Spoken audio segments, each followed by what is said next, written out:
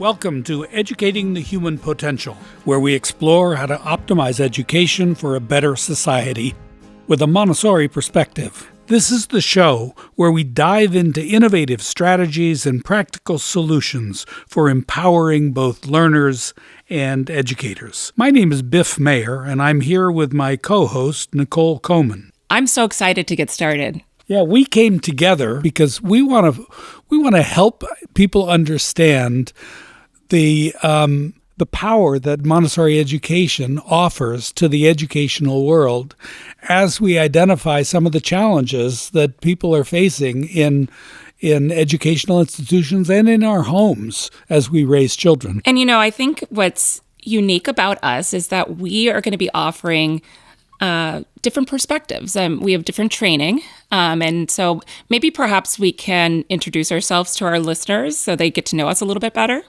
So I'm Nicole Coman. I'm a licensed educational psychologist. By day, I have a private practice in the greater Boston area. And in my practice, I focus on school-age children between the ages of 3 and 21. For those who are curious, I am not a therapist. I'm a trained school psychologist, but in my practice, I conduct educational evaluations on children that perhaps might have learning differences. I help parents understand more about their child's learning profile. I do some consultations with schools. So that's what I do during the day. I'm also a mom of 2 children. I have an 11-year-old son who's in 6th grade, so I have a middle schooler, which I still can't believe that I do. And I also have a 3rd grade daughter who's 8 years old. Oh, what an adventure. Yeah, it is quite an adventure. And I'm learning more every day. These are things that grad school did not teach me. So that's something that's been a lot of fun to experience. I actually had some experience in a Montessori school. I was the director of learning support for a Montessori school, again, in the greater Boston area. And what I did there is I did a lot of consultations with teachers and parents about learning styles, child development, and everything in between. So I have a little bit of experience with Montessori. Both of my children also attended Montessori early on. And I loved that time for them. They learned so much, and we're going to talk a little bit about that throughout this podcast. So my goal, really what I see my role as a host here in the podcast is to lend my training as we explore different topics as it relates to parenting, as it relates to child development, as it relates to the world of psychology and education and everything in between. So that's a little bit about me. Biff, you want to introduce yourself to our listeners? Yeah, I'm a Montessori parent also. My kids are a little older. I have 2 grown Montessori graduates. One of them is an author, and the other one's an attorney. I personally studied psychology, actually. There's another thing we have in common. I studied psychology in college, but I knew that I didn't want to work in an office. I was drawn to actually spend my time with children, not in a clinical way, but actually I started thinking that Montessori education seemed like preventative therapy, and that if I were working in a Montessori school, it was another way to keep children mentally healthy and on their game. So I've now spent 49 years in Montessori schools. Incredible. I know. It's hard for me to believe. I've been training teachers and teaching kids from age 3 to 12. Most of my years as a teacher were with kids aged 9 to 12, but I've also worked with kids younger. And I think of Montessori education as kind of my philosophy of life. It's not really just a teaching method for me. I remember when I was first introduced to Montessori education, I was visiting my sister in the Virgin Islands, and I was blown away by how happy and how hardworking the kids were in the schools where my nephew and my niece were going to school. And that's how it got started. I ended up visiting in Cincinnati, and I saw it again in Montessori schools there, and I was hooked. So hooked for life. Yeah, because just from watching children making choices and moving about during the day doing things that were productive, not doing things that they were told to do. They were on their own schedules, doing their own work. And there was something about the way they were expressing their independence and their autonomy that attracted me and that I wanted to be part of. Yeah, later on I learned that Montessori was actually one of the first women to ever graduate from medical school. Wow. In Italy. She started practicing medicine, and then she left medicine because she decided that in order to make the kind of impact on the world that she wanted to make, she felt like she could do it better by working in schools with children. I think is fascinating about her, and certainly I'm learning more every day, and I can't wait to learn more about her and the methodology through this journey through our podcast. But one thing that really sticks out to me that's so admirable as a woman is that she overcame so many significant gender barriers in such a male-dominated field. Yeah, starting from when she was very, very little. I mean, when she was a kid, she was interested in mathematics, and she wanted to go to a technical school in Rome, and her father opposed it because he thought, well, girls don't go to technical schools. And she said, well, I do.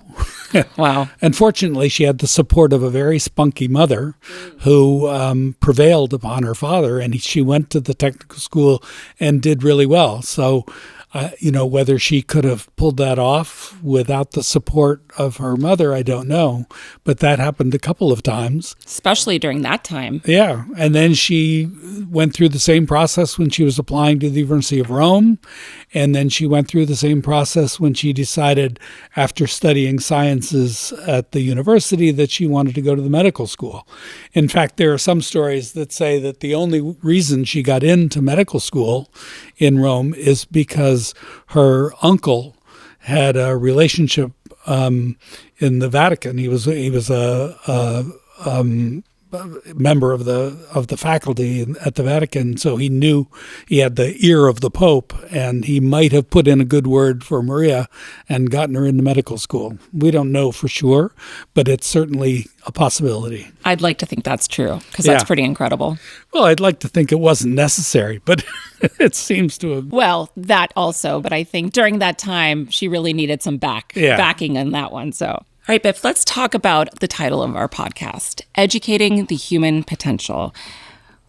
One thing that stands out about that, I love the word potential. Potential means so much to me. It means so much to me, and as it relates to our children and education. And my goal is to talk about how we can enhance and provide a well-rounded, comprehensive education for our children. And when I think about that, what I think that means to me is just really pulling from different methodologies, really researching and looking into different ways that might be best. One thing I learned in my practice is everybody learns differently, right? Some are visual learners, some are auditory learners, some are hands-on learners. And we're going to be able to talk a lot about that as it relates to Montessori through our podcast. So with that said, what does potential mean to you? I think it's interesting that Montessori actually wrote a book, Educating Human Potential. It's the inspiration for the inspiration podcast. For the title. But I think of potential in two terms. I mean, I think the way this is probably consistent with the way Montessori was thinking, is that on the one hand, there's the human potential that every individual has the opportunity, hopefully, to achieve, to be all they can be, to do all that they can do. And I think that's kind of the way that you're talking about it is that we want to uncover all the different variables that give people the agency to create themselves. And then the second way I think about it is collective potential. And I think that's what Montessori was thinking about also, that as individuals reach their potential, collectively the human race can reach its potential. Because she had a very lofty vision of a world that was sustainable and peaceful. And it's really only through the individuals here achieving our potential that we're able to approach a collective dream like that. So I am so excited about this podcast because we have quite the lineup here. And I feel super grateful for this opportunity to be a host on this podcast because one thing that you and I learned very quickly about each other is that we found out that we both identify as lifelong learners. So being able to research some of these hot topics in education and to be able to interview some of the experts in their field feels like such a dream to me. And so I cannot wait to get started with having our guest on the show. But you know what? I get why you and I were selected for this.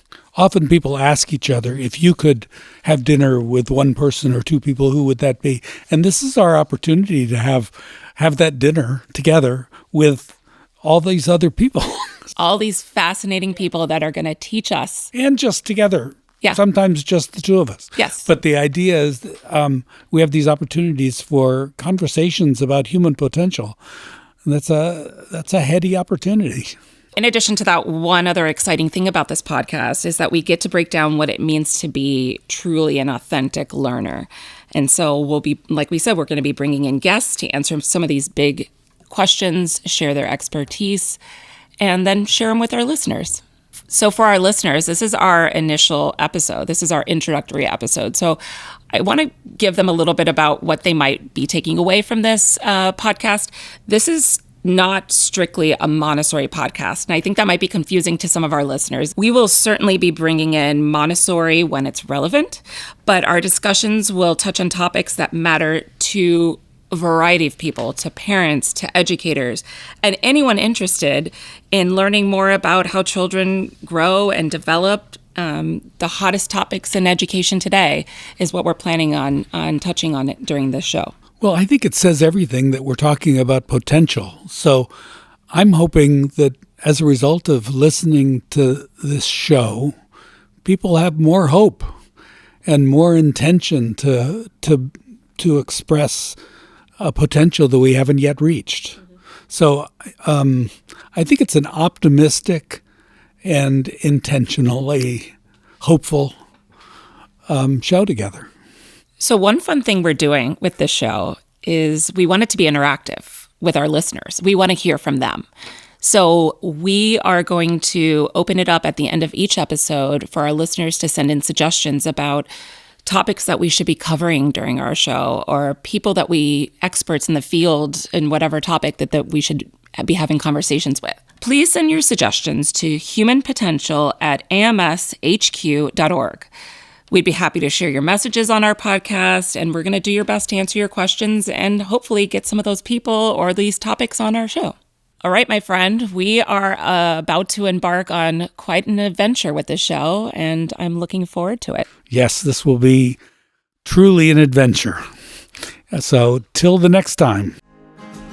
We want to send a special thanks to Thatcher Montessori School here in Milton, Massachusetts, for hosting our podcast today.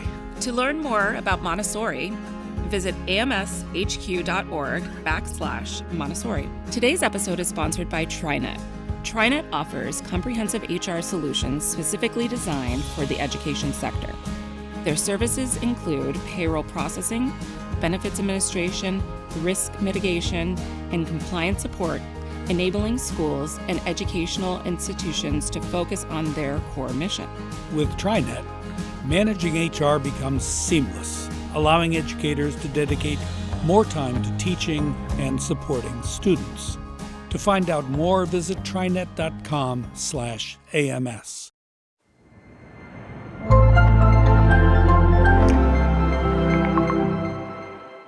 This podcast is produced by AMS, the American Montessori Society. However, the views that are expressed belong to us and to those of our guests. They do not represent those of the American Montessori Society.